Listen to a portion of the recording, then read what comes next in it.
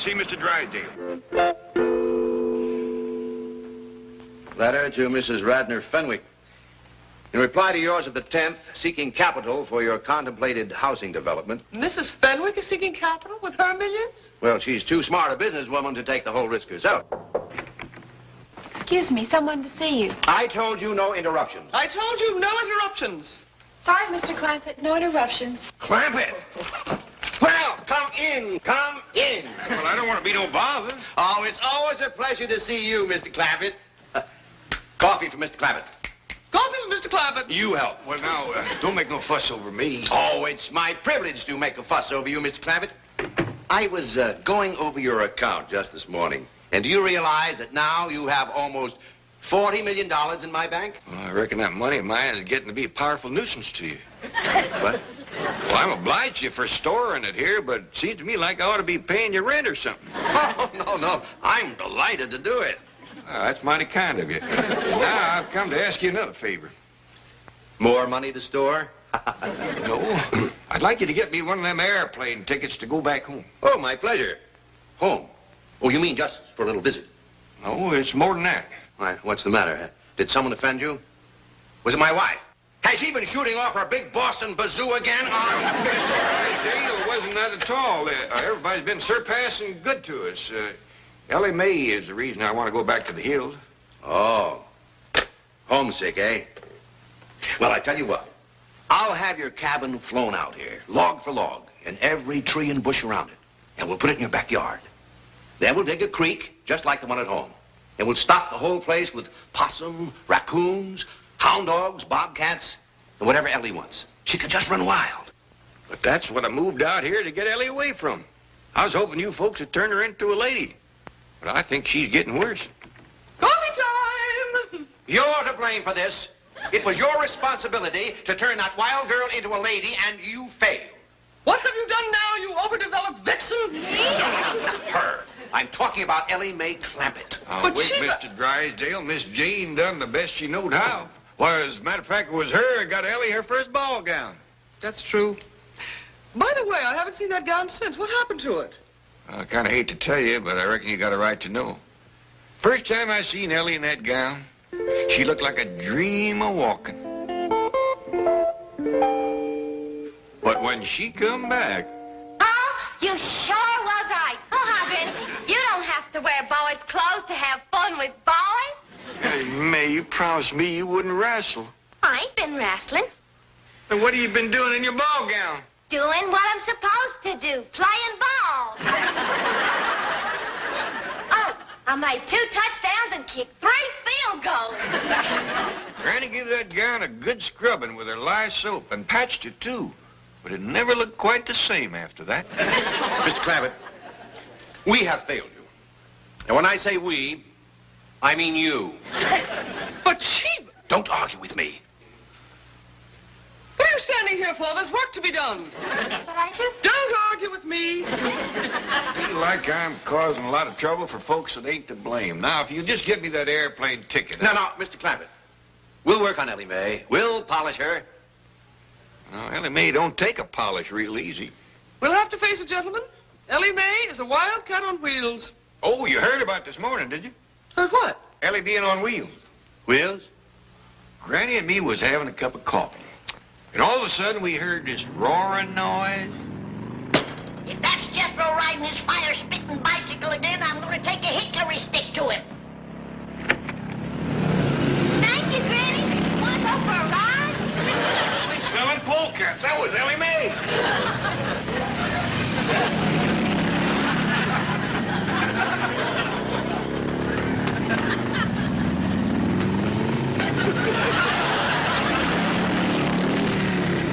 Shut that door, Jed. I'll cut through this way and snatch her off that contraption and paddle her reach in.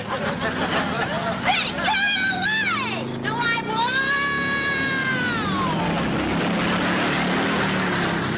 Hold on, Granny, I'm coming.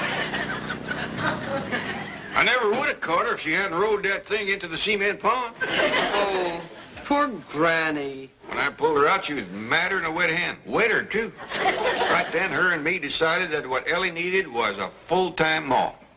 You mean you're getting married? Oh, I got to, for Elly's sake, That's the reason I need that airplane ticket. I'm fixing to go home and court myself a hill woman. Well, how about a Beverly Hill woman?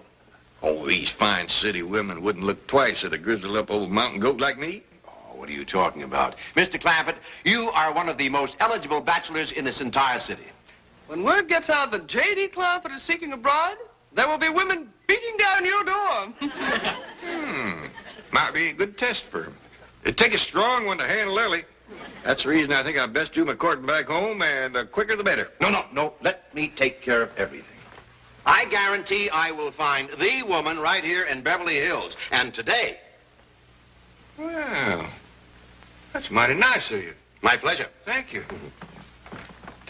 Chief, I am as eager as you to find Mr. Clampett a mate locally. But should you have guaranteed to find him one today? I'm not worried. Beside me, stalwart and true as always, I have the finest secretary in the world.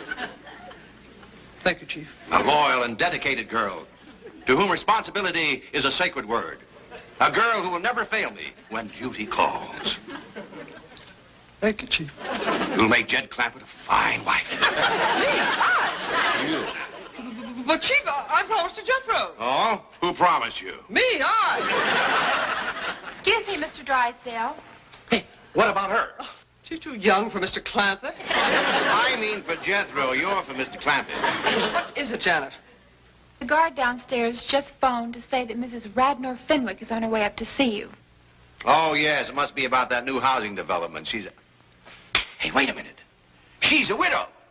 Chief, Mrs. Fenwick and Mr. Clampett have absolutely nothing in common. Are you kidding? They've got $100 million in common. And if I can get them together, I can have it all right here in my bank.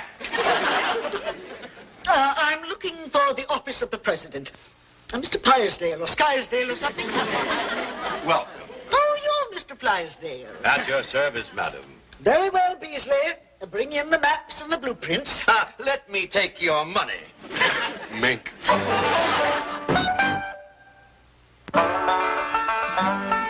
Granny, can I ask you a favor? What is it? Next time you ride my sickle, will you please not leave it at the bottom of the cement pond? I pretty near drowned trying to get that thing started down there. You didn't run it into the cement pond on purpose, you darn... What is that? Well, this here's some of that store-bought courting candy I fetched for Uncle Jed. Praise be. The quicker he gets home and courts a good stout woman to tame that daughter of his'n, the better. Well, I think he's fixing to do his courting out here. Beverly Hills? A city woman? I think so. He's upstairs right now putting on his courting clothes, and he sent Elly May out to pick him some posies.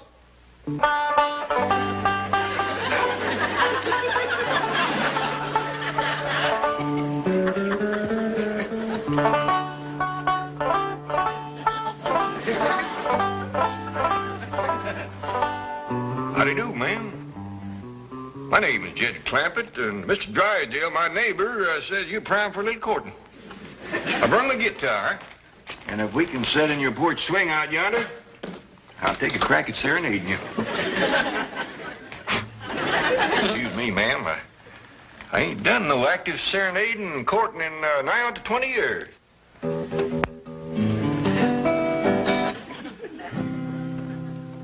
Oh, my darling, oh, my darling, oh, my Jed? darling. What's all this nonsense about you courting a city woman?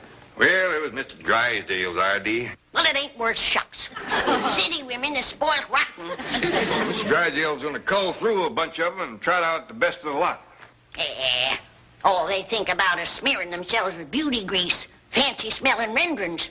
Why, if you was to hug one of them, she'd squirt out of your arms like a prune pit. Well, at my age, I don't figure to do a whole heap of hugging. What do you mean, your age? Why, you're a fine figure of a man. A heap too good for these Beverly Hills society women. Jed Clampett speaking. Oh, howdy, Mr. Drysdale. You got any prospects for me? Indeed I have. Ever hear of Mrs. Radnor Fenwick of Fenwick House? Fenwick, Fenwick? Oh, yeah, that's the widow Fenwick. Got the skinny daughter named Cynthia. That's the one. And she's very interested in you, Mr. Clampett.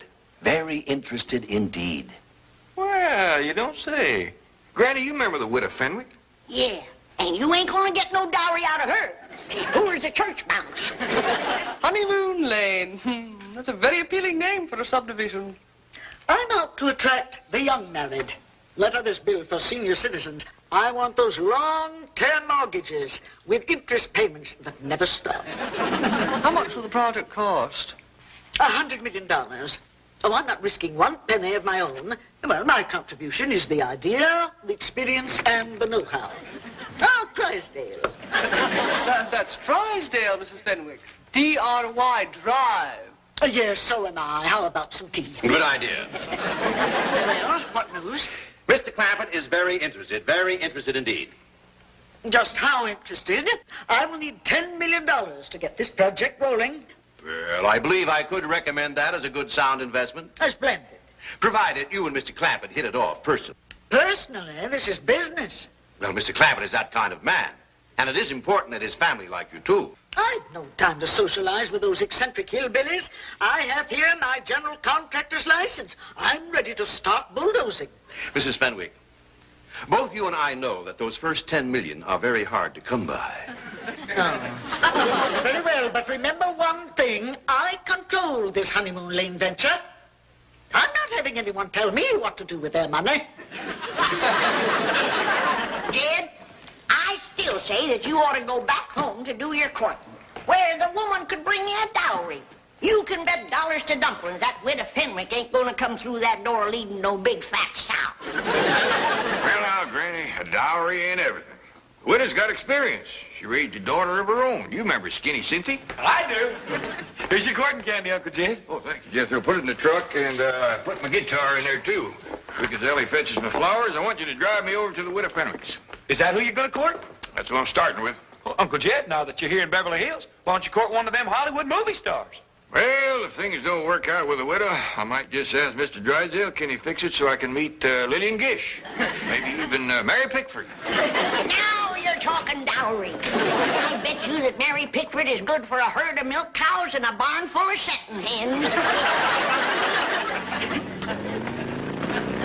Look out, Granny! Here comes Elly with my flowers.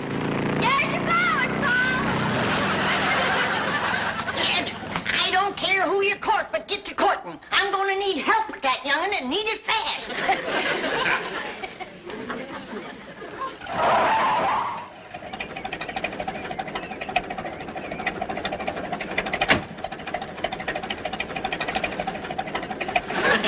How come you're wearing that?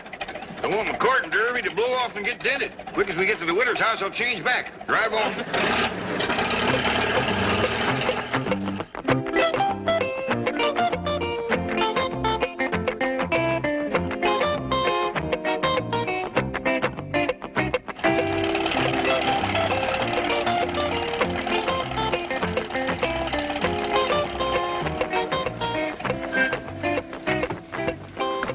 Like they still living in this little house. Still got the name on it, big as life. Yeah, poor but proud. Hey, Uncle Jed, I got an idea. How about me going inside with you and courting Cynthia while you court the widow? I don't hardly think there's room in that little house to do double courting, Jethro. I'll tell you what. You come in and say howdy, and then take Cynthia for a walk, leaving the widow and me alone. I get you, John. You want to do some sparking, huh? Widow Fenwick? Anybody home? Widow?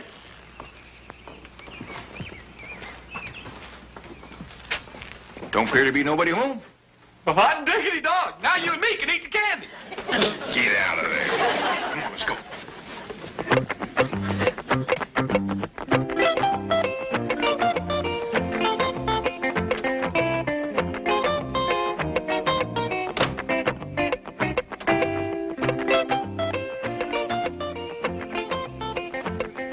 Do you wish the mink, madam? No. I think it's better psychology not to appear too affluent in front of these hill types. However, I will take blue chip. Ah, hymns always make such a good impression.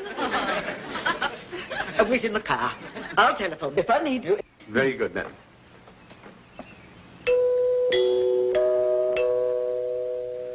By dingies, it's coming out of the ceiling and the walls and every place. Somebody always comes to the door when that music plays. I reckon that's what brings them in. They hear it playing out on the street. Want me to go see who it is? I'll do it. You get that contraption out of here.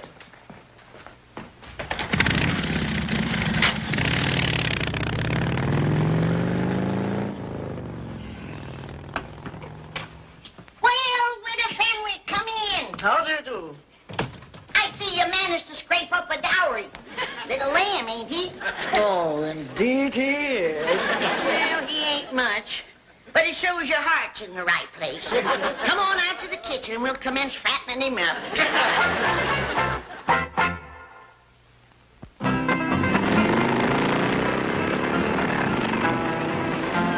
Hey, Elly, you bring my sickle back here! Now, quieten down, Jethro. Looks like we got company.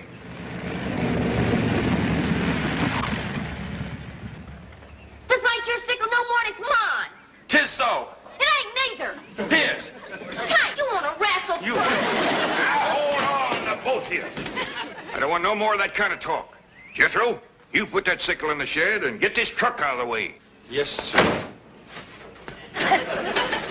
Elly, I want a word with you. Yes, sir, Paul.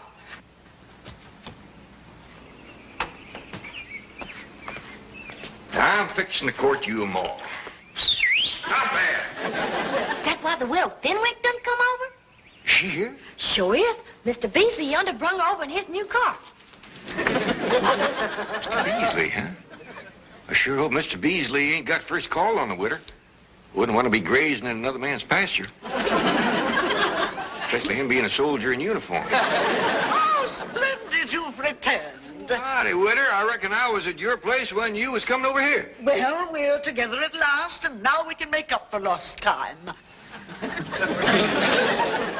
Elly, why don't you go out back and see if your granny needs some help? Sir, Paul. Well, Witter, seeing as we ain't at your house and we's over here, you mind stepping into my parlor? The sooner we get down to business, the better. Sure don't beat around the bush, man. Mr. Clampett, may I ask you a question? Yes, ma'am? Your banker tells me you're worth $40 million. Well, that's what I hear, give or take a few million. Why do you drive around in that truck and dress as you do and eat grits and hog jowls? Well, the way I look at it, Witter, if you got it, spend it.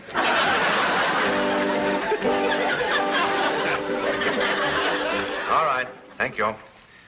Well, Mrs. Fenwick crossed me up, went over to see Jed Clampett. I wanted to prepare him before she got there.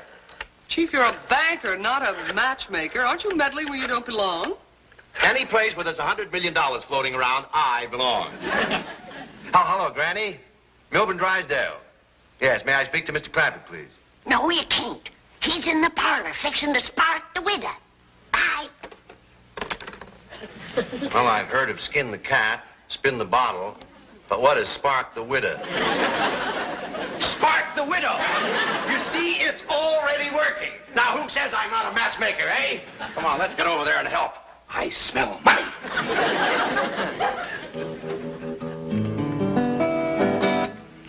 Now, Mr. Clampett, what are you doing? Can't we get to my proposal? well, ma'am, I kind of like to tune up, sing you a song or two first, kind of get you in the mood. I'm in the mood. Sorry, but I ain't. When I go to court, I always like to build up to it gradual. But you're not going to court. I ain't? No, there's no need for that. Once we reach an agreement, my lawyer can handle everything. Don't that kind of take the fun out of it? Mr. Clampett, I am not in this for fun. Now, look, I'll put my cards right on the table. You are the man I would like to have come with me into Honeymoon Lane. Well, thank you, ma'am. That's mighty flattering to an old goat like me. Nonsense, you have what I'm looking for. So now, what is it? Yes or no? Well, you kind of got me pushed into a corner, Witter.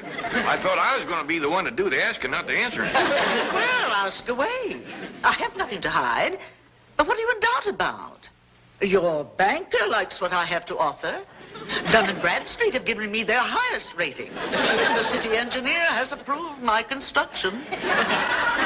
Ma'am, I ain't doubting them, but them's things a man kind of likes to find out for himself. Clampett, I'm sorry to rush you, but time is money to me. There are several very wealthy men in this town that would jump at my proposal like that. But I like you. Now, I have the license, and I have the heavy equipment. Yeah, I reckon you do. All right, then. If you'll just answer yes, we can get started on Honeymoon Lane today. Now, what do you say? Witter, ain't you being a mite pushy? You're darn tootin' she is. And if she's this pushy, flat busted broke, thinks what she'll be when she gets her hands on your money. Did I hear you use the term broke in referring to me? I did. You might be as proud as a peacock, but you're as poor as Job's turkey, and you know it. My dear, quaint little woman, I am Mrs. Radnor Fenwick of Fenwick House. That home alone cost me $3 million. For that little place?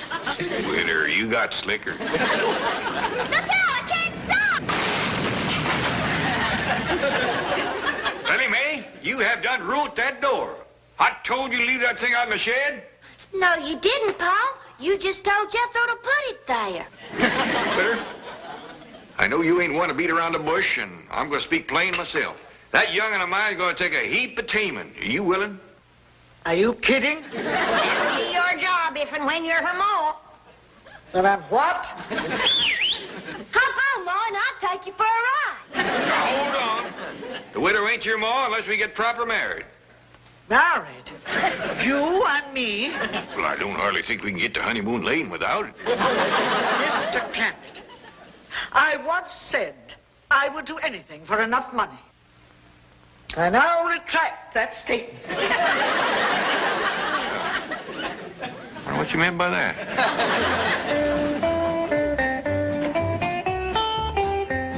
Mrs. Fenwick is still here. That's a good sign. She and Jed must be hitting it off.